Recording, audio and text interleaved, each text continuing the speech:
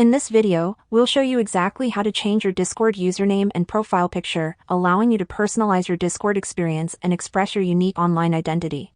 Whether you're new to Discord or just looking to update your username and profile picture, we've got you covered. And before we start, make sure to subscribe to the channel for more videos like this in the future. It would really help us out. So in order to change your username and profile picture, you want to make sure that you are logged into your Discord account. Then tap on the little gear icon next to your username in the bottom left of the screen and it will open up this page with all of your settings. In order to change your username, click on the Edit button and then enter your new Discord username. It can be whatever you want, so enter it and enter your current password in order to change it. Keep in mind that you can't change your tag, only the username. When you are finished changing it, simply tap on Done. And if you want to add or edit your Discord profile picture, then click on this Edit User Profile button.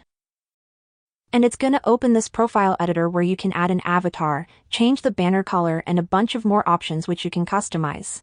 But we want to change the profile picture, so click on your picture right here, and it's gonna give us an option to upload an image or choose a GIF.